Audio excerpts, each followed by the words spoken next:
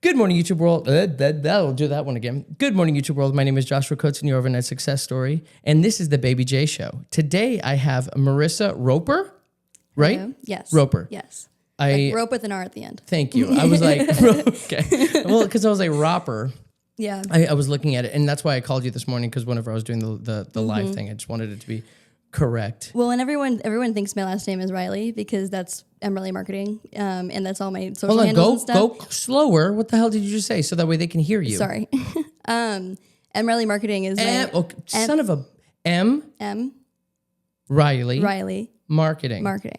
You want to know what you sounded like? You said I'm Riley Marketing. So I was like, it was so quick. No one's gonna. I know I'm a fast talker. I need to slow. That's fine. We can fast talk, and you know what? Actually, no. I'm gonna be comfortable. Why am I doing this? I was gonna put on my loafers for my mom, but here. Those are cute loafers. I know they're really sexy here, right there. Okay. Yes. So M. Riley Marketing. Yes, and so everyone thinks my last name is Riley. But I just don't really like my last name, and I like my middle name. So all my social handles, my business is Riley Marketing. So then people think my last name is Riley a lot of the time. Understandable. Yeah. Okay, so where do I want to start with you? I guess because we already just talked about it, and then we can go into like where we met. So what exactly do you do? And then we can talk about how I met you. Yeah, sure. Yeah, sure.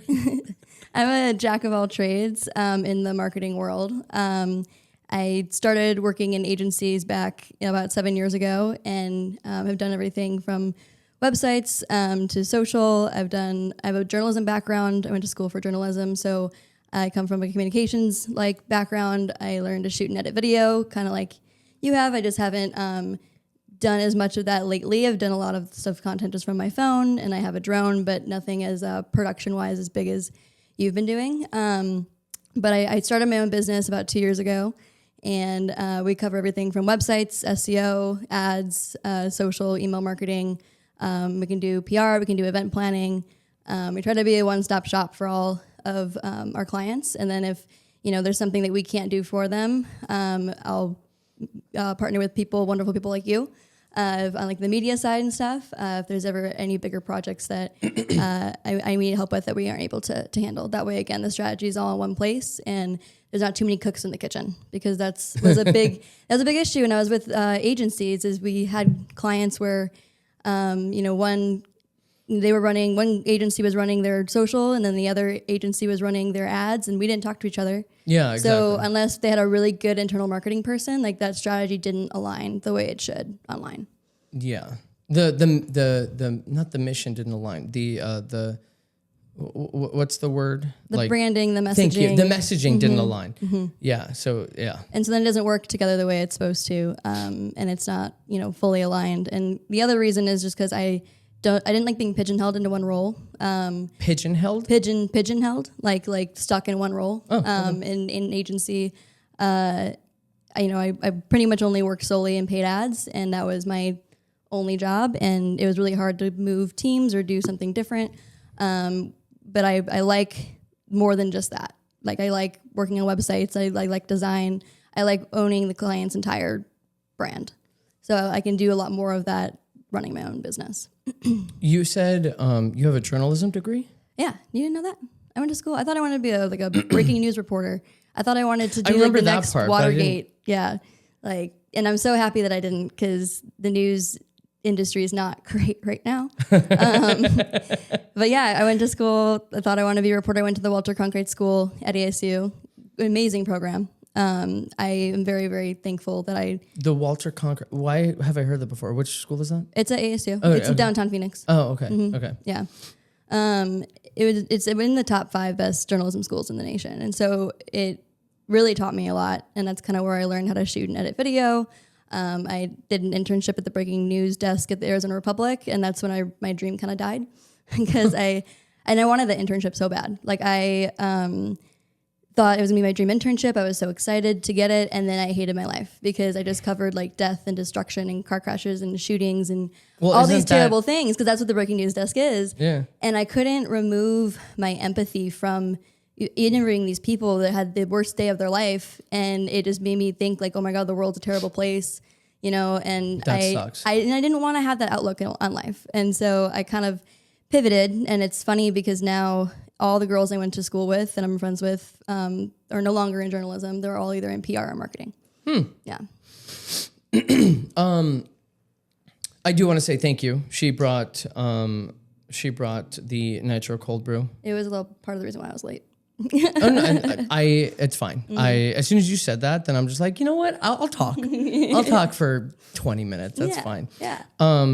I don't know if you heard a lot of like the intro part of like what I was saying whenever I was ranting live waiting for you. I heard a lot about the swearing part. I definitely have some commentary on that. Okay. I'm curious because like you went to school for journalism and you wanted to be in front of the camera.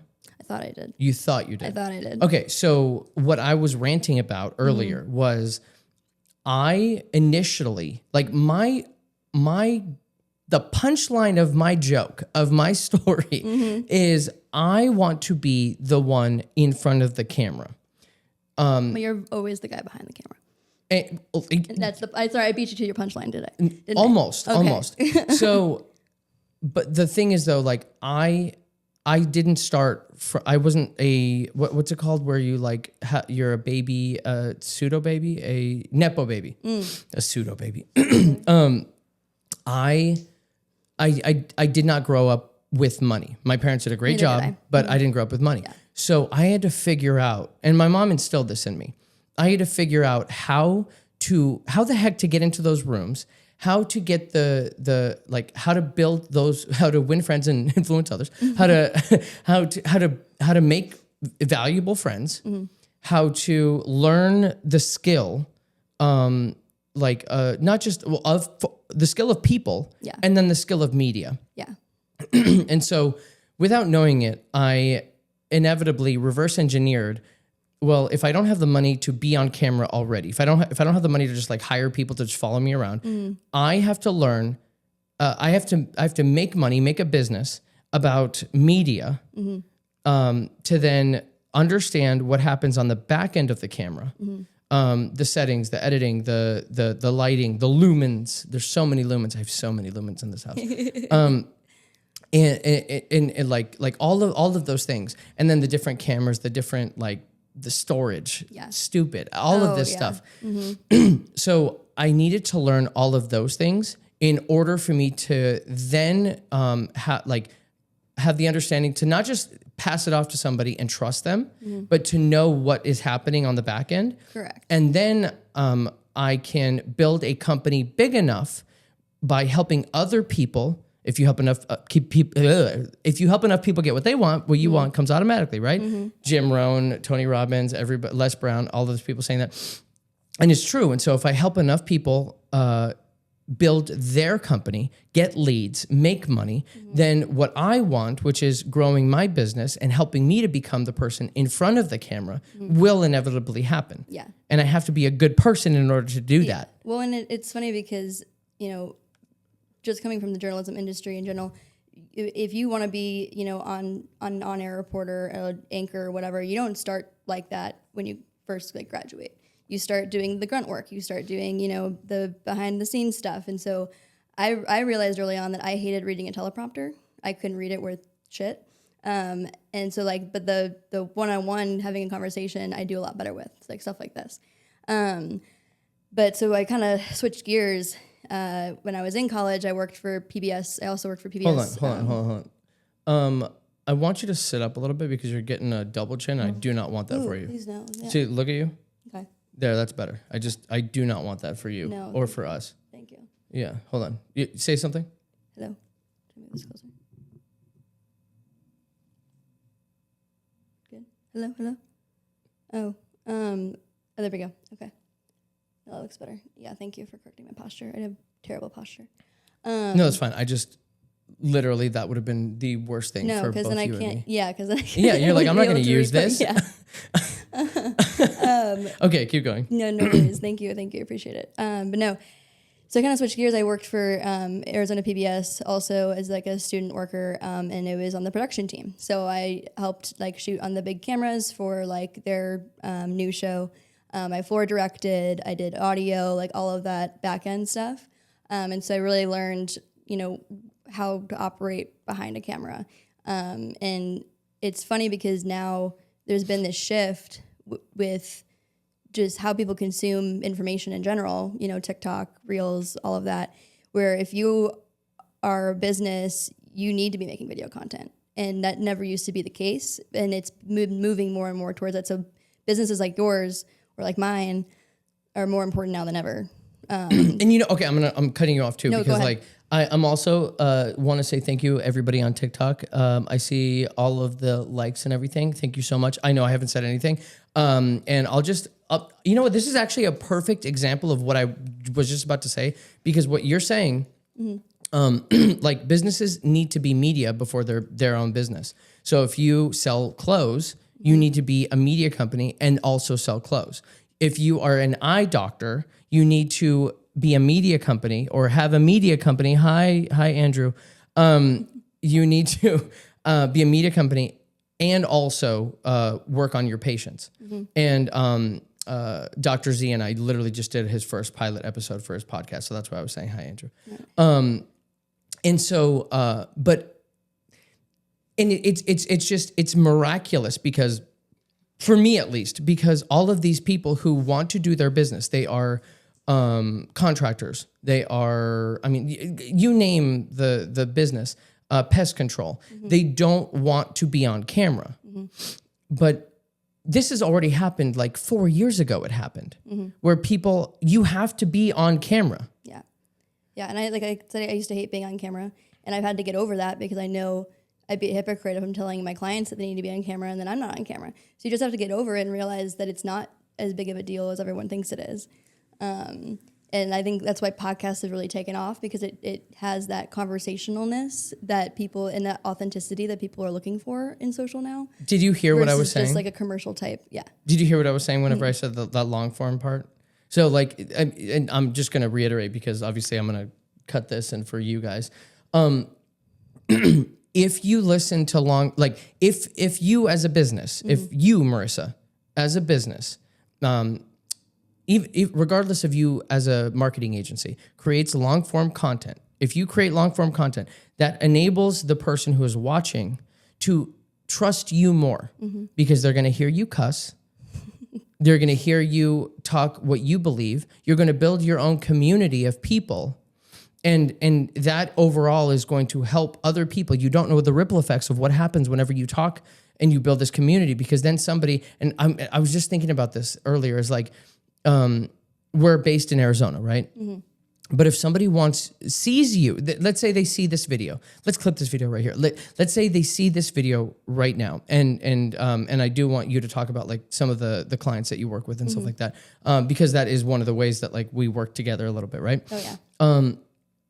If they see this video in Ohio. I have a client in Ohio, actually. You do? I do. Oh, I met her at Tomorrowland. Oh, really? Yeah, I can tell that story in a second. Okay, You can okay. put a pin in it. Okay. No, that's fine. I'll bring it back. But let's say Tennessee. Do you have a client in Tennessee? I do Okay. So let's say somebody who sees this, you're Arizona based, but your services can go anywhere. And so somebody in Tennessee talks to somebody here, and they're like, "Oh my God, Marissa, I love her. I love how she does how she listens to me, how she like captures my vision." And then that conversation, because of this video, somebody based here is going to talk to somebody over there. We don't know the ripple effects, but now you have this major client in Tennessee. And I don't know how the weather is over there. It's probably a little mucky, but still, you don't know what happens. Yeah, and that's why like branding and getting yourself out there is so important, especially now. And people, I think, mistake branding and marketing. Like they're very different things. What is your interpretation of branding and marketing? So branding is like your identity, your vision, what your messaging is, who you're trying to help, the audience you're trying to reach, like who you are as a brand. Where marketing is the ways that you are selling yourself to, for whatever services you provide or product that you provide. One involves building trust. Like branding involves building trust with the brand, like you were just saying. Marketing involves making the service or product seem. I always tell people that it's my job to make them look pretty, or their service look pretty, or their product look pretty. it's to make it look appealing, and that usually involves making them feel some sort of emotion. People connect. People make purchases based off of emotion. Yeah. And so you're basically trying to get them to feel something about that product or service, where your brand is more so building that trust and that community, like you mentioned, so that they keep coming back to you later. Let's go back now to how you and I met. Sure. I don't remember all of it, so I was just going to be like, can you help me? Yeah. So from your perspective, and then obviously I'm going to remember and then I'm going to jump in. So go ahead. Okay. So I know for a fact that I first met you at a Scottsdale Chamber event that you were covering, and I don't really remember. I think it's because I won the drawing, and so you you're covering their socials, so you had me on your on the social. Oh, it was a November event outside, right? Mm-hmm. It was the I think it was that big one they always do, like the Convergence event. Yeah. The Scottsdale Convergence. Yeah, Whatever. and that was my first Scottsdale event. No, the second chamber event I had been to. So I wasn't a member. I just been kind of dabbling. I've been going to all the different chambers to kind of scope them out, see what they were like. And so I met you there. We hit it off because we both were, both bubbly. What's so and fun, annoying is I kept seeing you in so many different places that I felt like you should not have been in, or that I should not have been in. Well, and that's what I was about to bring up next, because then we crossed paths a couple times, and then I remember I had met Daniel, the Daniel owner, Knight. Yeah, the owner of Unicorn Universe. I had met him through one of Dave's events, right? Dave Waltzer. Yeah, Wicked Awesome Happy Hour. Love him. Love him. I always tell him I'd follow him to the end of the earth because he just knows everybody and he's such a great time. But Daniel was like, yeah, I have this, this community of people. Come, we're having our yearly. It was the annual, their annual event or whatever. And he's like, yeah, just come through. And I remember it was the next day, and I had so many things to do that day. I'm like, I should just stop by for a little bit. I came from maybe the last 30 minutes of the event. I was super late. I walk in and you just start bust out laughing because you're like, you would be here. Because I'm like, well, why are you here? Why would you be here? So it's just crazy how small the world is. And I think since then, I don't know. Now I just see you everywhere. Although I haven't seen you around as much, and I've missed you. So. Yeah. Let's just rant for a little bit. Yeah. I'm fucking irritated how I keep seeing the same fucking people. Yeah. And that's why I try to go to a lot of different kinds of events, because you get that sometimes happening with the same event. Exactly. So I am branching out. I don't want to see any of those people. No offense. I love all of those people. I want them to all to succeed, but it's hard out here. Yeah. I just, how do you how am I'm trying to say this in a particular way, but it's it takes a long time to really get going and be successful in whatever. And so when you have in my interpretation of this, which by the way, I want to have events. That it's not that events are bad, but it consistency is obviously key, right? Mm-hmm. But when you see the same people over and over again, and this is again my interpretation, it just feels like nothing has happened for that person or those people, and it's like, well, what are we doing here? I'm not trying to be vulgar or anything, so I'm not going to say what I want to say, but it's are we just saying good things to each other? How are we actually helping each other build businesses? Yeah. I don't even know if that makes sense. No, it does. And I think that the networking events, it's oversaturated here in Phoenix. I feel like everywhere I go, there's, a new group that they're trying to start, and they're always all the same. And so I had a guy that I met, he's in finance. We met to just shoot the shit, and he had a potential referral for me. And it's super nice. I see him around at events sometimes, and he wanted to start his own thing. And so I told him, I'm like, well, coming from a marketing brain, marketing standpoint, how are you going to market this to be any different than every other event that's happening?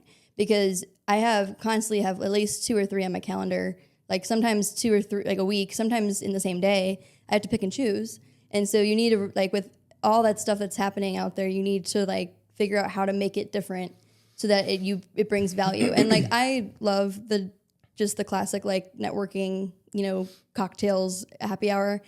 I think, it's a good place for me to like wind down and still after work and still talk, but still talk shop and still network myself. Yeah. But you do tend to run into the same people over and over again. And I like to continue to build those relationships because every once in a while they'll like have a referral for me or, something like that. Or like I will have something for them. And so that changes as time goes on. But I also try to make sure I branch out and go to other newer networking events that have a whole different pool of people that I, haven't met. So I can continue growing that, network. And that's one of the problems that I'm having right now is because like, I know that I need to create a community. Like, and that's what we were talking about before. It's like, this is going to be one of my communities, where TikTok is a growing community that I'm building right now. YouTube, I should have started 8 years ago whenever I was like super wanting to get into it. But I'm just now, it's the first month and I have like, this will be the 7th 1-hour podcast that I have on YouTube. Very proud of it. But like I should have started this 8 years ago because obviously if you do anything long enough and you're a good person and you don't cuss too much, then you'll become successful regardless. So what I'm struggling with is like, how do I build, like how you're saying it, how you told this person, how do you build a community that's not like every other fucking community that's just, I'll say it, fine. That's just circle jerking each other, making them feel good all the way around, but not really helping. Yeah.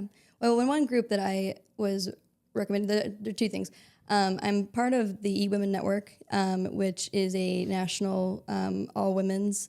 Sorry, I'm getting a spam call. It's a national all women's like entrepreneurial group, and so we do like monthly luncheons, and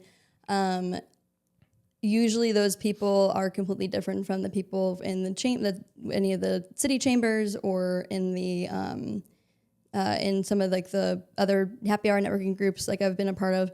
And so I like that from like the standpoint, and nothing against men. I have no problem working with men. A lot of my clients are men. But the thing that I've noticed is that most networking rooms are male dominated because business owners, currently it's still male dominated.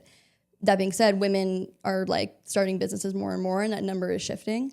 But I love being around other women, like-minded women like me, that have the drive and the vision, because I have a ton of friends from childhood, girlfriends from college that aren't doing what I'm doing, and that's totally fine. And my parents were also never entrepreneurs, and so they kind of thought I was crazy in the beginning, starting when I was starting. Yeah. And sometimes still don't fully understand like what it takes like to what you go through on a daily basis being a business owner, wearing all the hats, and like it can be a lot. And so I like that. And then I had another point I was trying to make and I forgot what it was. But well, okay, I want to jump in there because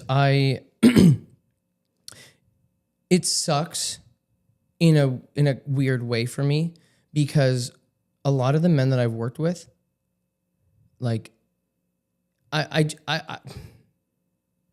say it this way. I like working with women way more than I like working with men. And mind you, I'm working with Jonathan Visor, and he is a phenomenal person. He is humble. He is curious. He is charismatic. He risks damn near everything so that way like his vision can come to life. It's beautiful. But I'm very feminine over masculine. And I think that's one of the reasons why I liked working with you and why I like spending time with you and talking with you, is because like that's the thing. Like I want to work with women more in a very male dominated space.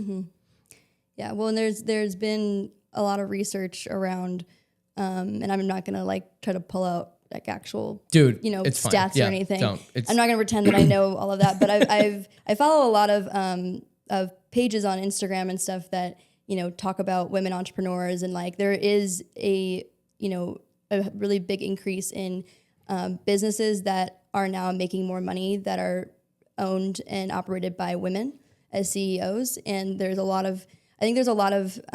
to say about the way women run their businesses, and sometimes there's just a little bit more like understanding, empathy. There's just and that not all men, but like that some men lack, and that the traditional like workspace lacked because it was so male dominated.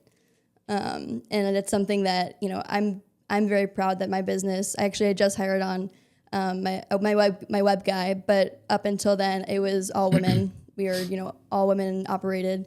That being said, I'm not gonna like be like, oh, you're a male, I can't hire you. But like I pride myself in that.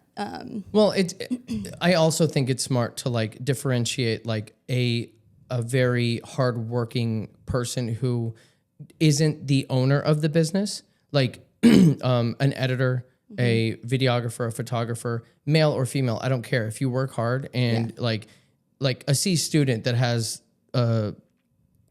the ability to like work their ass off is way better than an A student. Go ahead. So example, my little brother, he is a genius. He has been super smart his whole life, soaks up information like a sponge. He works on computers. He was building his own computers like in high school. He is the laziest person I know. Okay. I love him to death, but everything always came to him so naturally. He never had to try really hard. And I grew up I was very book smart. Like I had to try really hard to get good grades, and it didn't come easy for me. I later learned it was because I had ADHD and didn't get diagnosed till college. Like most women, it comes out different for girls. And so a lot of the time they fly under the radar and don't get diagnosed until adulthood. But I've kind of learned that you can teach someone anything. You can't always teach work ethic. That you either have it or you don't. So yeah, I understand what you mean there. It's okay. So I want to be respectful of your time and everything. So tell me a little bit about you, something that I probably don't know yet. Like, where are you from? And then we can go back to like where we said put a pin in it. Yeah. So tell me about you. Okay. So I'm originally from Chicago. I grew up there till I was 17. And then I moved to Arizona, which was kind of a crappy time to move, I'm not going to lie. My dad got a job out here and basically uprooted us and moved us all out here. And I was pissed. It's not a good age like to switch schools like that, especially being a girl. Like girls were really mean for no reason. And it definitely taught me how to grow a thicker skin and made the transition to going to college a lot easier. But I'm really happy I'm from the Midwest because I feel like people were just raised different there. You get that kind of like Midwestern like hospitality, and people just have like different values. And I feel like out here, Arizona is such a mixing pot of people that you get kind of a mix. There are a lot of people from the Midwest out here because people get sick of the cold and come out to the warm. Yeah. But I feel like, I don't know, I'm just really like grateful and thankful for where I grew up. And so I think that makes a big part of like who I am. I also am the oldest in my family. I think that has like... How many siblings? I have 2 younger siblings. So I have a little brother and a little sister. My little sister is actually 9 years younger than me. So we're kind of an age gap. Yeah. For the longest time, like she's in college now. So now we're like really close because we're kind of both on that same, brainwave. But for the longest time, she was so much younger than me. It almost kind of felt like I was like an additional parent to her. Oh, yeah. But no, I love my siblings to death. But I definitely think I have a lot of like perfectionism and like feeling like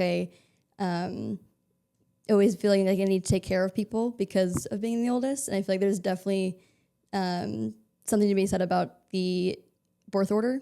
Were you birth order? Yeah, your birth order. Yeah, like where you were born. Yeah, like, I'm the oldest, Okay. and then I've got a sister who is 3 years younger than me. Nice. Sweet. Yeah. Cool. And I love the shit out of her. Yeah. Yeah. I don't know, what else can I tell you? Yeah, I have a beagle puppy.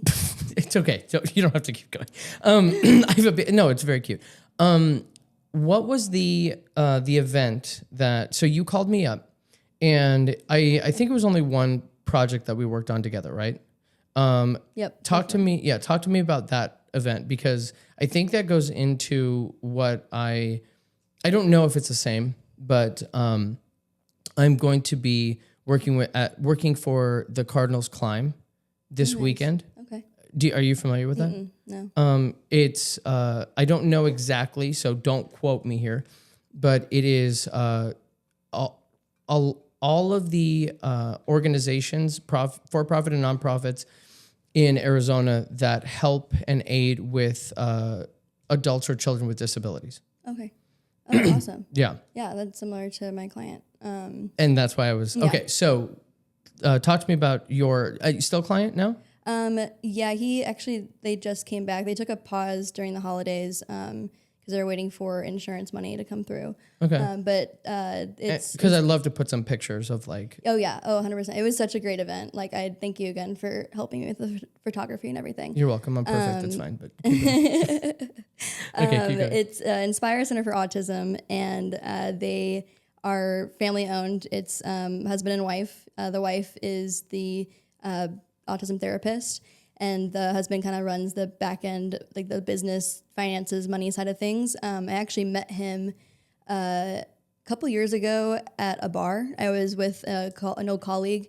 We were just shooting the shit, talking shop at happy hour, and he was the bartender.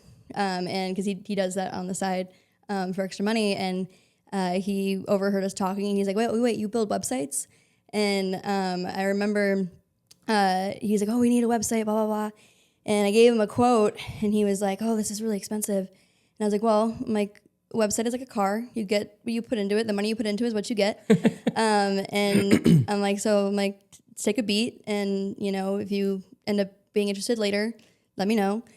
A year goes by, and he ended up having some random contractor on Fiverr build him a crap website for $500. And then about a year later, he called me up asking me to fix his website. And I was like, I hate to tell you I told you so, but, Yeah, it ends up happening like that, where you're the person who put the Band-Aid on the thing instead of just doing the thing. Well, and it's unfortunate because it makes the rest of us marketers look bad. And I feel like there's a lot of distrust in marketing agencies. Marketing is a very big umbrella term. It can mean a lot of things. And so I think not a lot of agencies are very transparent. Yeah, because I don't do websites. Yeah, about like what they're doing or what. Oh, yeah, exactly. There's so many different kinds of marketing. And I feel like a lot of agencies aren't transparent about what they're doing. They'll take your money and you never see anything. And it's messed up. It makes me and you look bad. Exactly. And so then not only do I have to rebuild the trust in a new client that's been burned before with just myself and my business, but I also have to rebuild their trust that marketing actually works. Mm-hmm. And so I hate, people that do that. It's unfortunate. It will always happen.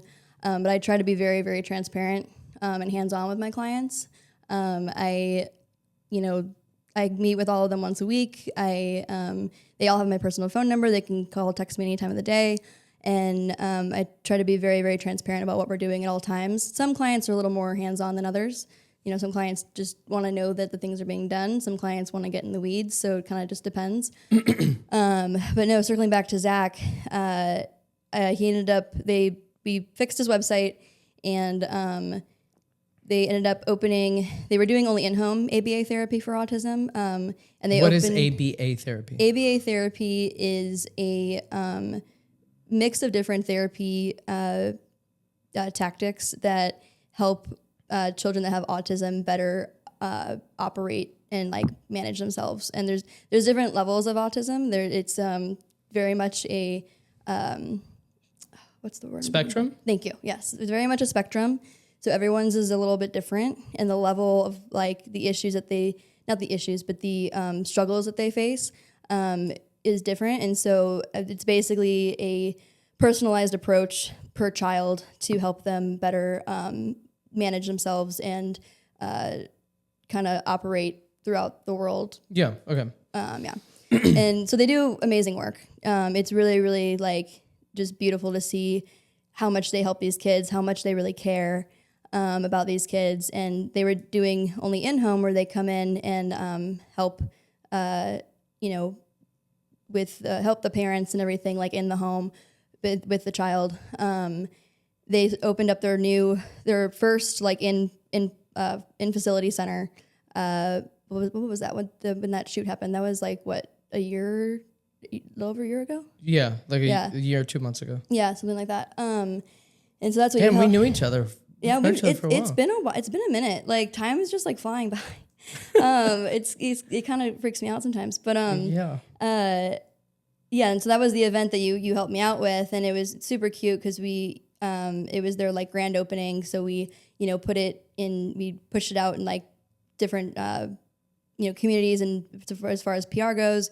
We ran social for it. I was basically running the social stuff while you were doing actual photos and videos. Yeah. And they had, like an ice cream truck, and like the fire station came. We had all these sponsors. We had Crust sponsored the food catering. It ended up being a super cute event, and they actually are looking to expand their facility hopefully pretty soon here. So yeah, he just came back on to continue with like SEO, because now that the site's done, that's usually what I'll do after, is help them manage the site to make sure it doesn't go down, and then also make sure it's optimized for SEO. Yeah, see, that stuff does not make any sense to me. I did SEO in college, and I'm really good at knowing like how it operates and like the strategy and everything.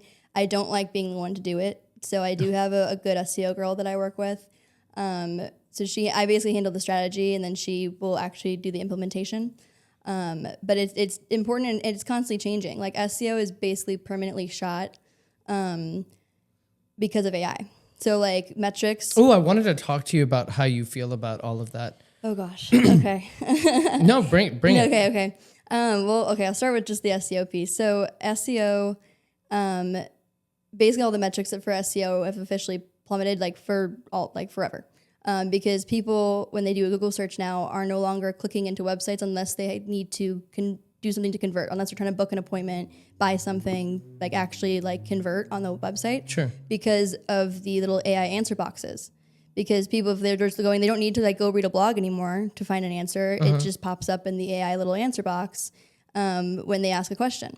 And so it's really important now. Okay, talk to an idiot.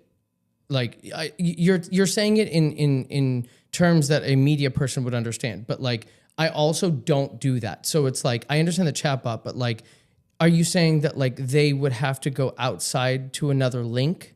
No, people aren't clicking into websites anymore, because usually whatever they're looking for, there's an answer to it in the top.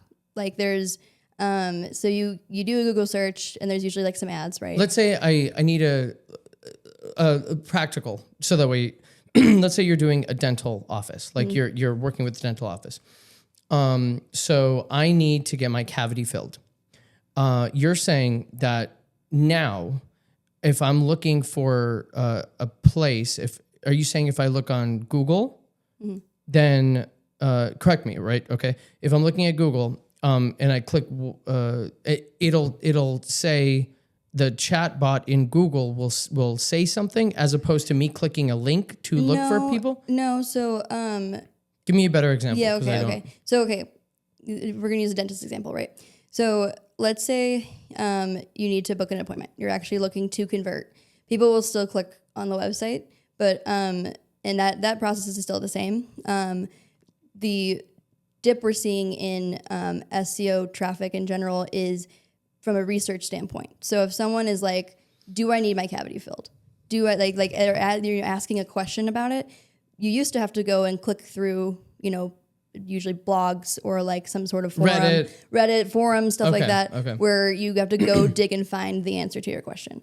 Now AI just gives it to you in that little box. Yeah. And so people aren't clicking into websites as much anymore unless they're going to convert. So the research side of things has decreased. That kind of like that consideration time frame that people go through before conversion. And so it's showing, just a dip in all website traffic.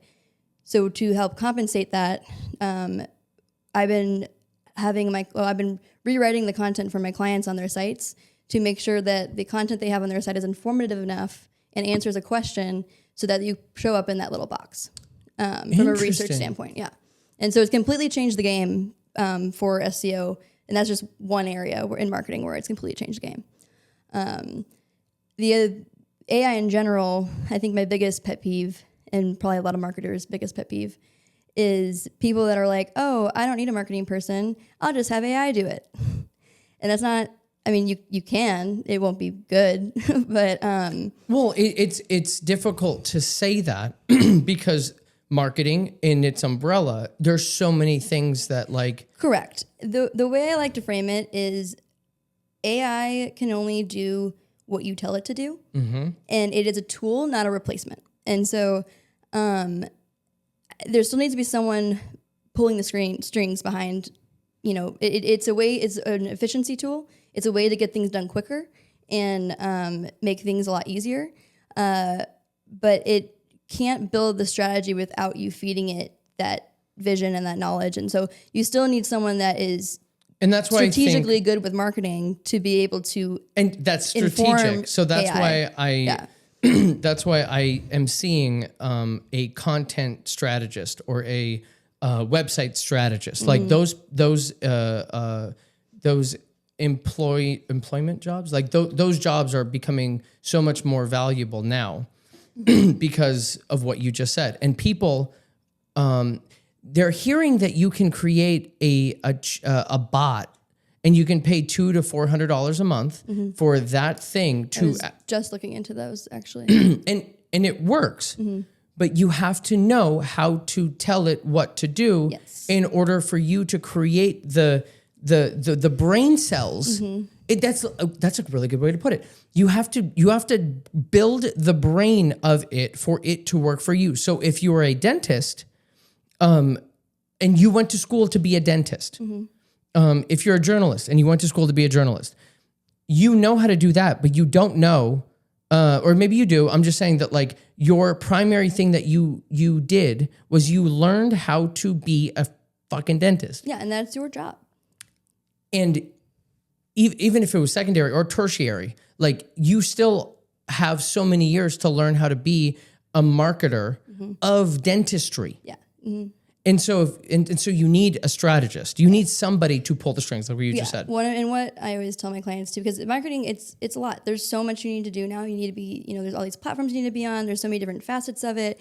It's a lot. And I've had clients even say, they're like, this is like so much for you to manage. And I'm like, well, yeah, at first I was doing it all myself and I was going to kill myself. Yeah, literally. I realized like I need to delegate. I need a team. I can't do, I literally was bottlenecking myself and working insane hours, and then like the quality starts to slip. And so finding the right team members is really important. Finding the right tools is really important. I forgot what I was going to say. Okay. I know there's something else back to the AI thing. But what I always tell my clients is that, it's your job to run the business. Hire someone to do the marketing. Like have that be my job. That's my job. This is your job. Don't try to do both. Unless, you've had experience, like the heavy experience in marketing, because it's really easy to tell, especially from a content perspective, when something's built by AI. It removes the humanity from it. And even more than that, even if you're just using ChatGPT to get not the answers, to get the prompts of like what you should be doing for content. What I am seeing, and what I just made a TikTok about this. I'm live on TikTok. Hi. They get to see you now. But I just made a TikTok about this. It got 100 views. My video right before that got 4,000. The one before that got 100,000. No. We're not talking about that. I love the game. The point about that, I don't give a shit about that. The views have tanked for certain reasons. Yeah. But it's still a game. And that anyway. The point is, I just made a TikTok about damn it. What were we just saying? AI, humanity. Yeah. Okay. Yeah. So I just made a TikTok about the fact that I have seen. How much time do you have? I got time. I'm good. Okay. I had seen literally swiping on the For You page, on the For You feed, 3 different businesses using the same prompt over and over again. And I was yelling. I was fucking yelling at my screen. I don't care that I didn't get any views. That's not the point. The point is, it's the message that I'm trying to say here is like, every business is unique. So hire somebody to help you figure out how you are unique. Yes. Well, and that's another big reason why it's another big reason why I got out of working for these big agencies. And I'm not going to name names. I'm very thankful for the agencies I've worked for. Yeah, they gave you your experience. They gave me a lot of experience. I was in the trenches doing the work. Like I gained so much experience in a short amount of time.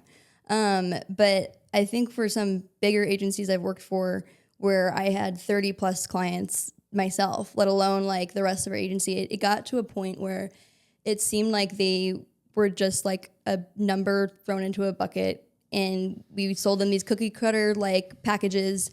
And there was one occasion where I was falling behind on client work because I was servicing my clients too much, and I was told to service my clients less. And I'm like, I'm sorry, that doesn't compute with me. Like, I want my clients to succeed, and I just think it's a shady thing to do. And so what I love about, being a boutique agency and not having, I get to pick my clients. They pick me, but I also pick them. So I have better quality clients. And I'm able to, because I'm not, trying to take on 1 million clients at once and grow to be this huge agency, I'm able to take on better clients and be more strategic and make sure that they're getting everything they need to out of their marketing strategy, because every brand is different. Every brand, has a different goal, different messaging, trying to reach different people. And being able to holistically build that based on all of those things, like the platforms you need to be on needs to be different. Where we're putting budget money into needs to be different. And from a strategic standpoint, I love that I can do that for the clients I work for.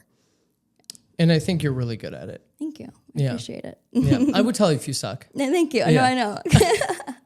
Well, and that's a big thing. Like being a business owner, it's you face like all the different sides of yourself, and all of like the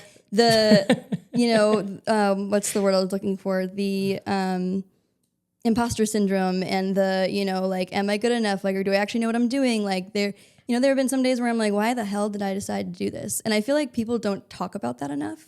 Like people talk about like how they got to be successful, but they don't talk about the in between. And that's when you think about quitting. Hold on. Okay, yeah, I'm not kidding you. That's one of the reasons why I wanted to start this podcast, because like I don't have enough money to hire somebody to just follow me around. So what I wanted, that's so funny that you say that.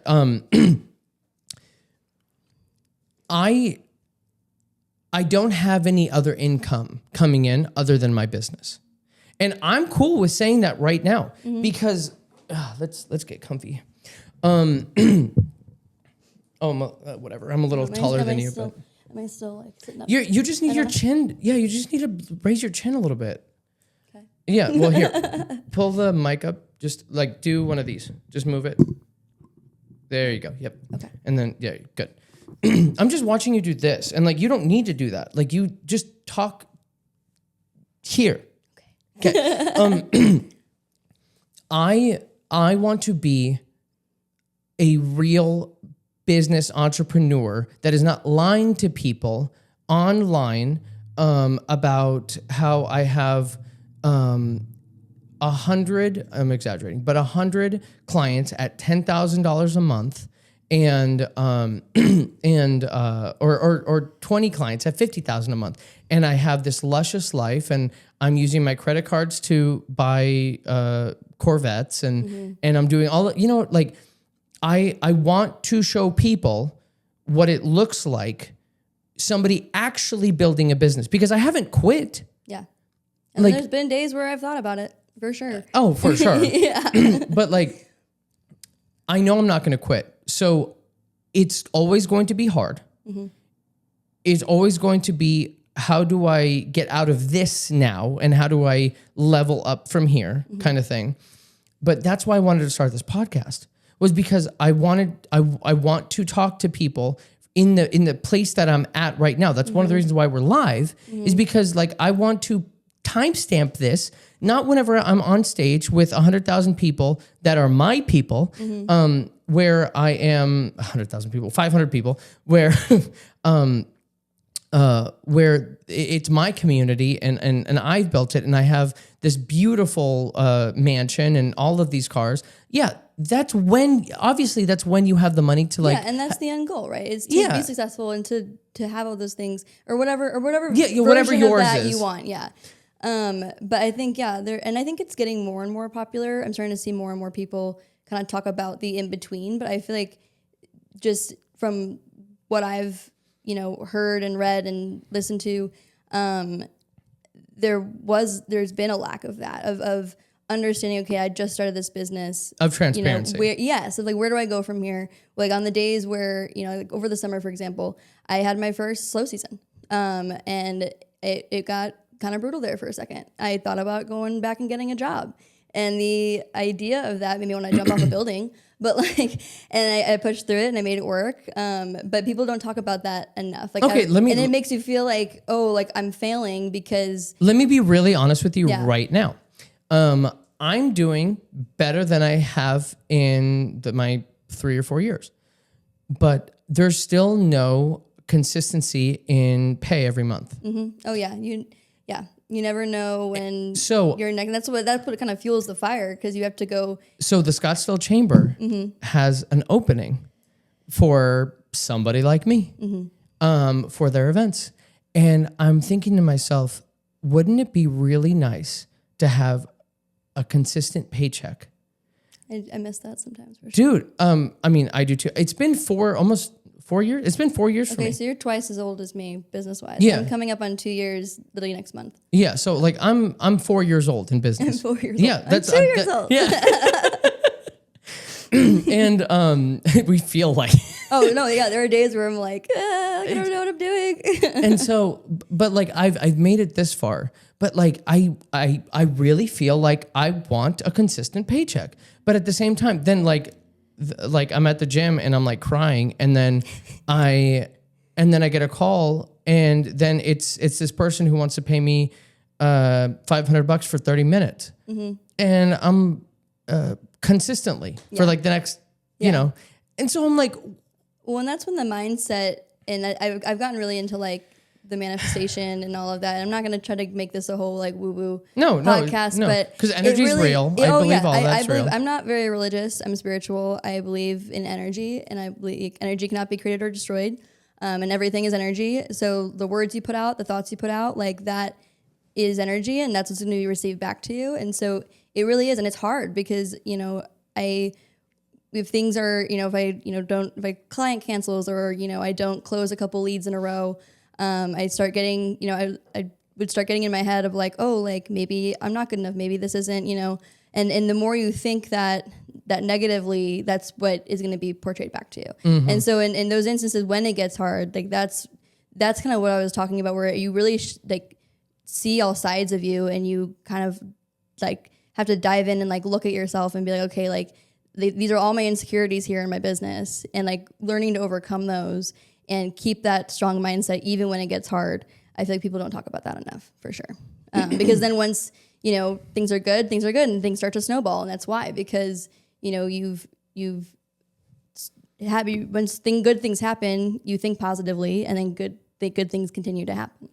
And it's not gonna be like that forever. I think honestly this past summer, with being my first slow season, was the universe testing me to make sure I had what it takes to keep going even when things got hard. Because I had, I guess, beginner's luck in the beginning. Like honestly, me too. I had like a lot of like, because basically I ended up leaving the agency job because I kept getting all these random referrals, and it finally was enough where I'm like, I'm making more money doing this than I am in my day job. Yeah. And I don't have to, be chained to a desk, and I can work from wherever I want and whatever hours I want. And it just kind of snowballed. And so, yeah, the first year, like I was just like cruising. And then the second year, it was tricky. I'll tell you what. And then we can end this part here. Mm-hmm. And then if there's anything that you want to tell the audience. So I like how you said that you had beginner's luck. I was a bartender at Palma, and clearly I love to yap. Oh yeah, of course. That's why we're such good friends. Yeah, I'm like, I know. I'm like, I told myself, I'm going to be here for like ever today, and I'm totally fine with that. I appreciate you for literally everything and coming over here. And we didn't even get to all the things that I wanted to talk about, but just have to have me on again. Yes. And you're gonna love the workflow that I have after we're done with this. I'm gonna show you because all the clips get cut in like 20 minutes. Oh hell yeah! Yeah, it's amazing. Sweet. I'm gonna, with the AI prompt. Yes. With the AI prompt that I have, that I'm utilizing, that I have spent years as a tool, that I have spent years figuring out how to, like, it took me 7 years to figure out how to create this one prompt to get you all these clips in 20 minutes because I do this. Anyway, beginner's luck in business. I was a bartender at Palma, downtown Phoenix. They just opened. And all of the people were going there. And I was slinging drinks, obviously, but I was talking to everybody. It's so funny. I was a bartender too. Where? In college. I worked all over. I worked like on Mill Avenue mostly. I could see that. Yeah. I worked at like Casa and Gringo Star back when that was there. Oh, Moonshine. Jesus. Did you wear the lingerie and all that stuff? No, that's why I wouldn't work in Old Town because of that. I would just wear like spandex and like chucks. Oh, okay. Yeah, like crop top. But I wouldn't go, like the girls in Scottsdale have to wear like heels, and I'm like, I'm on my feet all day. I can't do that. Yeah. Yeah, and it helped pay the bills in college, and I do think that you can get some good, well, I got everybody. connections I got being everybody. in the bar industry. Yeah. And so like I only worked Friday, Saturday, Sunday. Maybe sometimes on like Monday if I needed to like pick up another shift or if I was like helping another bartender or whatever. But I worked Friday, Saturday, Sunday, and I was getting weddings. I was getting portrait stuff. I was getting events. I was getting like I literally found I literally found my friend Jake. Excuse me, at the bar, and it was at the time he just got married. Congratulations, but he was single at the time, and basically he owns a light stage and audio company, and he does it everywhere, and he was able to get me to work under him for the Super Bowl whenever it was here, and so many beautiful projects that came from just him. Yeah. If not like all of the 20 people and so it wasn't,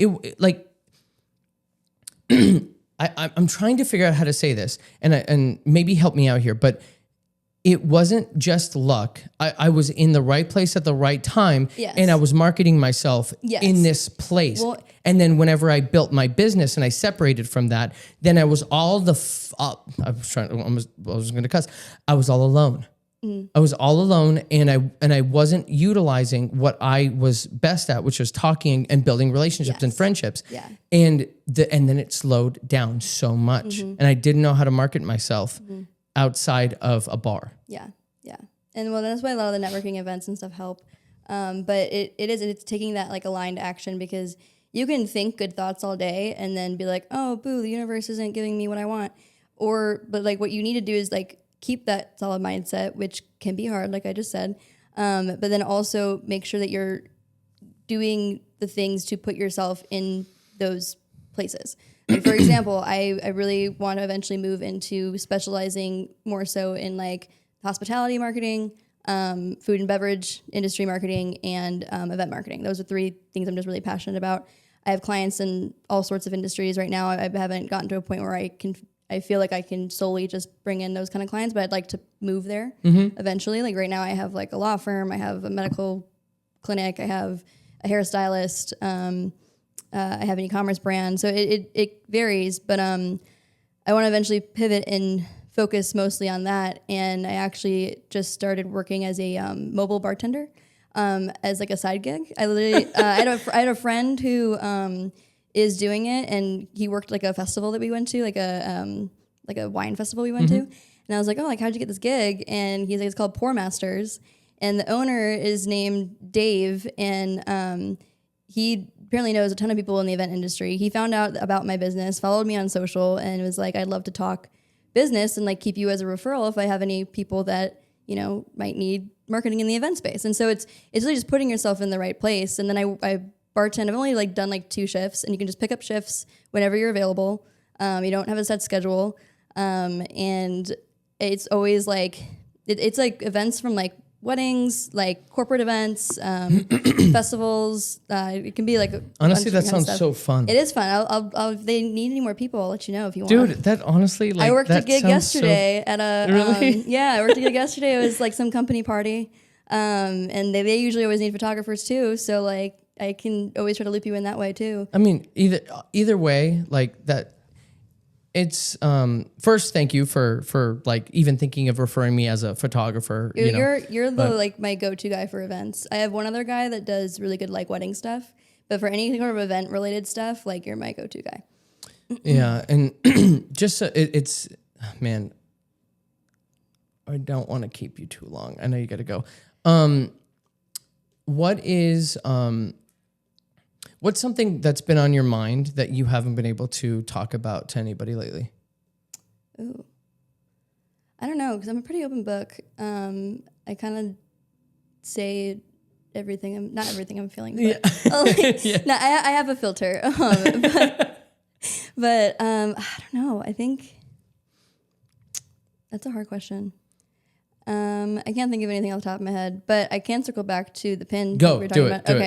it. Okay. Let's finish So there. one of actually, she's becoming one of my favorite clients because she's a restaurant, and so that was a big deal for me getting getting a restaurant as my own client. I worked with a lot of restaurants and bars and clubs when I was working in agencies, but this was the first, and I had an event company as my very first client in my business, but I hadn't been able to pin down a restaurant yet. Honestly, restaurant owners are kind of hard. They have a lot going on. It's hard to kind of pin them down sometimes.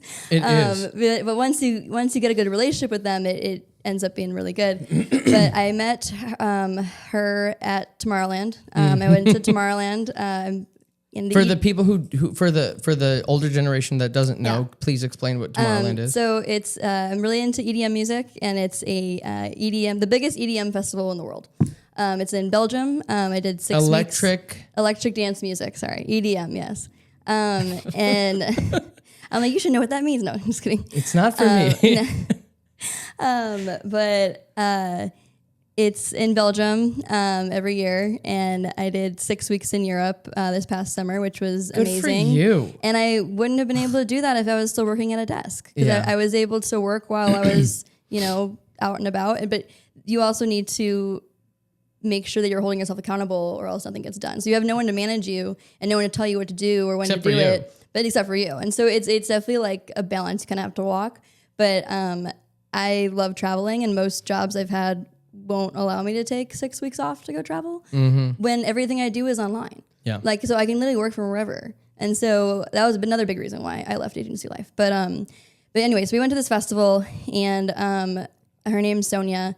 And she was kind of in the group of people that we met. We kind of ended up with this group that was from all over. We had someone, people from the Philippines. We had people from Australia. We had people from Canada. Like it was really cool because it was like a melting pot of different people. We all became friends. And at one point, we started talking about like what I did and everything. And she's like, well, my family has a chain of restaurants in Ohio. I'd love to talk to you about marketing when we get back to the States. And so now I handle 3 of their locations in Ohio, and then they have a spin-off brand as well. So I have now 4 locations. What do you exactly do for them?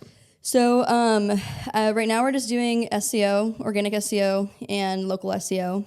Chin up, girl, I swear to God. Local SEO and organic SEO. We've talked about potentially running ads and helping with social as well. They're a little bit limited on budget, so we're starting with kind of like the bottom first, making sure the website is where it needs to be, and then kind of working our way up.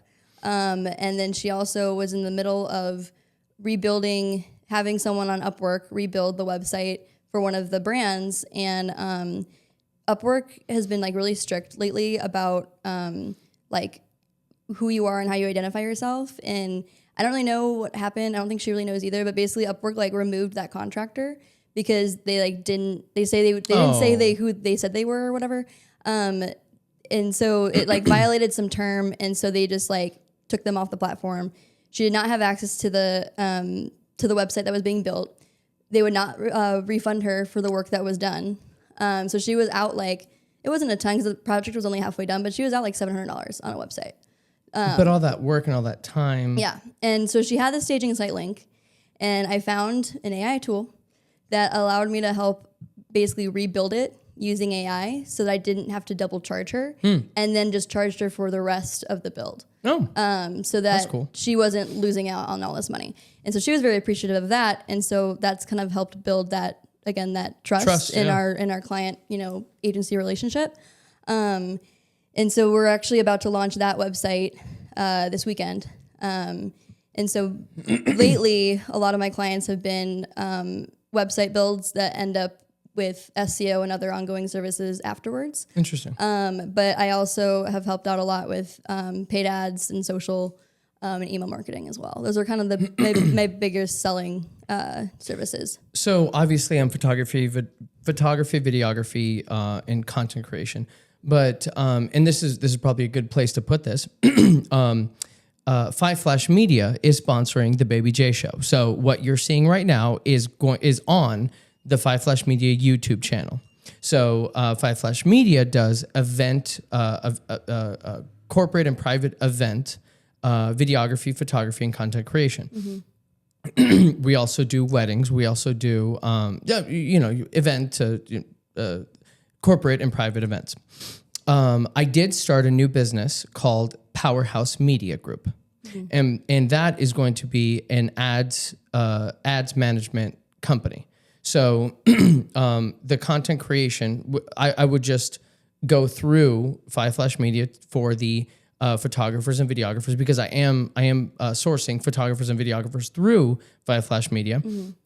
And then Powerhouse Media Group is going to be where I help businesses run their ads and manage their ads. Because of what I was just saying earlier, where it's like you're not using what you are to the best of your ability. Mm-hmm. And so basically why I'm telling you this is because like I don't want people to just think of me as a photographer or videographer. Mm-hmm. I am so much more than that. I know how the algorithm works, and I've helped make millions and millions and millions of views for different companies, different equestrian companies, Scottsdale Chamber. I don't know what kind of company that is, a private, a nonprofit. City nonprofit, I guess, yeah. I also assisted with helping the nonprofit stars earn $75,000 from some of the videos that I produced to help them win votes for that grant. Mm-hmm. So I know what I'm doing. Yeah. And so I don't want to just be this photographer, videographer person that people just call for photos and videos. Yeah. So that's why I built Powerhouse Media Group, so that way I could do that. When I've been told on more than one occasion that I need to hone in my services for my business, and I've thought about it, and I've decided not to, because I want that to be a selling point for me, is that like you don't have to go to multiple people. The strategy all stays in one place. And I have an interest in I have an interest in marketing and all these facets of marketing. I love running paid ads. I think it's fascinating running the strategy, especially when it's in e-commerce, because then you can see the actual like return on the ad spend, and love all of that. But what I love the most is seeing how the different channels all work together, mm-hmm. and how you can build a strategy to make it all work together. And like the way the marketing funnel works, it's not a top to bottom funnel anymore. It's not, it used to be you catch their attention, you bring them through to convert, and it's just this like straight down funnel. That's not the way people engage in brands anymore. It's almost kind of like a web where there's constant, a million different touches. There's a million different ways they can come in to find you. And so it's figuring out the different ways that people do that the most so you can build more than one, I guess, funnel. And so two things on that, and I'm losing the second thing, but the first thing is like there's a million different ways, right? So one of the things that like I'm getting irritated with when it comes to other people who are, I guess, in this content creation, media building area is, or in general, like just with clients, or not clients, but business owners. What I'm noticing is like everybody is talking about their service or product, and that's not what social media is. Like social media, TikTok, Instagram, not LinkedIn. LinkedIn's different. Yeah, LinkedIn is very different. You can literally talk about your thing. But what I'm trying to get, what my mission is, and I don't want like a lot of clients right now. I am boutique, I guess. I only want 5 clients, so I have like 3 more spots right now that I can like, but because I want to get really good at what I do. I remember what that other part is. But and then we'll be here for like 10 more minutes. I don't want to. I'm good. I'm good on time. Okay, so girl, I'm not good on time. So the you know what? I just lost the first thing. So the second thing, and then I'll get that back in a second. So it'll come back. It flew away. It'll come back. So what I want to do, or what I'm doing in the event space, because I'm irritated with AV companies and photographers and videographers who do events, because everyone's gotten complacent. And what I feel is that people in that space are not concerned too much about AI coming in there, because everybody who has an event needs audio and they need video. What I foresee is that a robot with a modular head is going to come in, and the modular head is going to like, you can take off the head and it can have 2 cameras in front and 1 camera in back. And then the 2 cameras will be the audience, and the 1 camera in the back will be for the speaker. There will then be no reason for me, a videographer or photographer. You can have 2 of those, or you can have a robot coming in and the head will come off and it'll be speakers. And then and so therefore you can have everything being run through this one device, this robot. Now, do I think it's going to happen immediately? No. Do I want to be ahead of it? Fuck yes. Yeah. Do I want to own these? Yes. Do I want to work with somebody who is already working on these ideas? Yes. Call me in the comments, DM me, whatever you want to do. But what I foresee that. So in order to combat that, what I want to do is I want to do what you're doing, but in the event space. I want to have everything consolidated in one space. I don't want to have you as the speaker go to somebody to do a promo video, and then you hire somebody else to do. Girl, are you okay? Yeah, I'm just keep getting notifications. Oh, okay. I'm like, I want to make sure you're fine. No, I'm good. I'm good. Okay, I swear to God, like you ADHD and me ADHD, and then I want to have one, and so you as a speaker hiring one person to do the promo video, then you as the speaker hiring, and your team hiring one person to shoot the photography and videography of the actual event, and then also having an AV team to do the live stream or whatever, and then you as the speaker, Marissa, and your team hiring another company to take the footage from the videographer and photographer to make ads for what should have been this thing that started at the very beginning, for them to come to me, and you saying, Marissa, you coming to me, Joshua, a Powerhouse Media Group, and saying, hey, we have this mission of wanting to, what was the word you said? We want the same vision going through this whole process. Yeah. We want to create the promo video here, and then we want you to shoot the actual event with the vision of what we were doing in mind, so that way we can have another at bat of selling whatever it is that we're selling, not only after the event but during the event. And bigger companies are doing this, obviously. Yeah. And I'm not a big ass company like some of these companies that charge $20,000, $40,000, $80,000, $120,000. I'm only charging like $7,000, $10,000. But to give you, Marissa, the opportunity to sell online while you're selling on the stage, one to many. This is also a one to many, and then at the end of it, being able to create the videos and the content for you after the fact, with the same thing, with the same vision that we had all the way at the beginning, so that way it doesn't get convoluted. Like what's the game where you telephone, the game of telephone, where you're like starting here and then you go here and then you go here and then you're like, this is nothing like I wanted. Yeah. So that's what I'm doing with Powerhouse Media Group. Like the main focus is events. Yeah. But I am working with businesses to help them with the content that we created to then run that in the unique fashion that is your business, not copy paste what everybody else is doing. Well, and even from an ad standpoint, because I've ran ads for quite a while, on the social side at least, like people don't like ads. People get irritated by ads. I think ads can be useful because sometimes there are things that they can be a nuisance too. But like I think they've also brought in things if you have your interests on for your ads. Otherwise, if you don't have an ad blocker, they'll just serve you whatever. Exactly, and that sucks. But like there are things that I've learned about through ads that I didn't know, and I'm like, oh, this is like an event that I actually want to go to, and so they can be useful when the targeting is correct.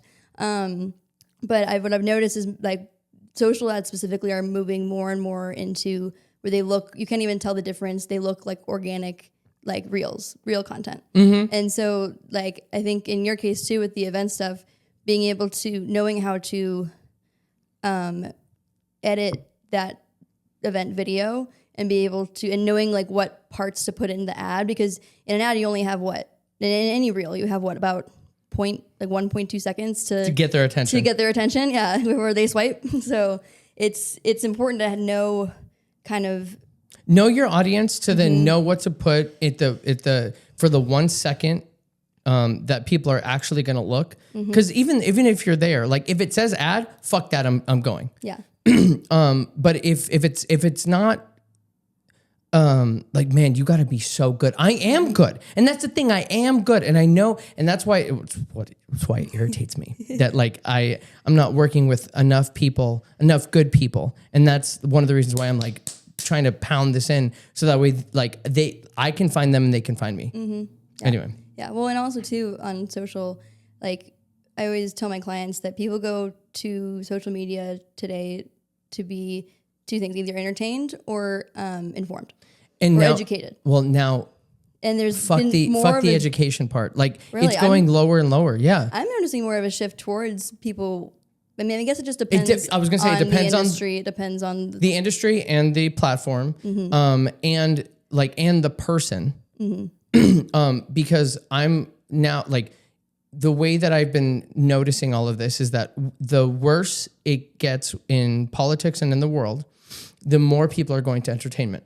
Correct, because they're using it as a coping mechanism with all the crap that's happening in our country right now. Yeah. But for some industries... And no, it's still there. It will always be there. Yeah, there's definitely been an increase in... Why do you think I ask you what is EDM? Yeah. So that way I can clip EDM, electronic dance music. Yeah. Because there are going to be 65-year-olds that listen to you and have no idea what that is. Yeah, 100%. Yeah. Yeah. But no, I think it's still important to have that education factor. Because I think even like TikTok, I feel like TikTok and Instagram, I feel like are being used so much more as search engines now than they used to be. So there's still, don't get me wrong, I still send memes back and forth to my friends constantly. Of course. It's still a place for entertainment for sure. But I definitely think more people are going to social to find information than there used to be. Yes. Yeah. I'm not, so I was saying, we're not even going to go there. I just wanted to, I wanted to say that because like it's, from me to you, I know you know this, but like I'm rebranding myself to be more than just that's what it was. No, it's fine. I'm just rebranding myself to be more than just a photographer and videographer. Like, cause there's so much more that I do that goes into all of this. Yeah. And then I think the last thing that I'll say before we end here is I don't want to leave, or I want to leave on a real note that like, even though I'm building this business and even though you're building this business, like I get lonely and it is hard. And so like, I'm very grateful for you. I'm grateful for you too. It is, I was saying this and I almost might get emotional, but like, like the way that my brain works, I don't have an internal monologue or dialogue. So I don't get imposter syndrome because my brain doesn't tell me that I should or shouldn't be here. I'm jealous. I wish I didn't have an internal monologue sometimes. Well, and that's what I'm realizing, that a lot of people like they overthink, and then that perpetuates this dialogue in their head, and I don't have that. So if I was just saying that, like my brain, I have what did my dad say? I have I called it idea constipation. Like if I don't talk, then it gets stuck, and it's either a fleeting idea, or like I get clogged up mentally, and so I have to talk it out. And so that's again one of the reasons why I wanted to start a podcast, is so that way I could like get all of these things out. But I'm so alone like every day, and it sucks. And that's one of the reasons why like working with people, like working with clients, helps helps the loneliness aspect. As I grow my business and I hire more people on, it will help my hiring people on and paying them is not for them, it's for me. Yeah. And so my friendship with you, I'm very grateful for you. I wish you would call me more. Yeah, we're so busy. You never call me. I always call you. Bitch. Actually, no, it's not true. I think it's even. I will show you receipts. Although I did say I was going to call you like a week ago, and it took me like a week to call you. But it's okay. I always do that. I will always follow up. It just sometimes takes a little bit of time. That's okay. Either way, I'm very grateful for you. Please tell the camera where they can find you, your first name, last name, very slowly, where they can find you. So Marissa Roper with M Riley Marketing. You can find me on Instagram at m.riley.marketing. Same thing on Facebook. And then my website is www.mrileymarketing.com. Beautiful. Thank you. I love you. This was beautiful. I love you. This was fun. And I appreciate you too. I want you to know that. I've worked, this is the last thing I swear, but I've worked with a lot of people and I've been mentored by people before. And I feel like when you have a similar business, it can be really easy to fall into almost this like competitiveness. And that's happened to me before with people that I've worked with. And the thing I love about you is that some of the things we do overlap, but we still have like certain skills that can help the other person out. And so I think that's like a really like unique thing to have. And so I appreciate you and just being able to bounce ideas off of you and help each other out in our businesses. So something that, and now I will say the last thing, like, bitch, it's my podcast. I'll say right? the last okay, thing. sorry. No, that's not it. I greatly appreciate that. I was hoping for a better testimonial, but whatever. He's really good at what he does, everyone. Okay, hire this guy. No. I'm not competing against you. Yeah. There's so much wealth in this world that why would I think to compete against a good person? You would think that everyone thought like that, but and they no. It's why I'm saying it, because they don't. Yeah. And it's so fucking annoying. And now I'm getting emotional because there are people who are still thinking they're competing against me when I am nowhere near that. I'm better than them, but that's not the point. I'm not competing against you or this photographer or this videographer or anything. I'm trying to help. And the more people you help, what did I say in the beginning? From Jim Rohn, if you help enough people get what they want, then what you want, then what, damn it, I'll say it again. If you help enough people get what they want, then what you want comes automatically. And on that note, This has been the Baby J Show. My name is Joshua Coates, your overnight success story, and we are out. Love you. Bye.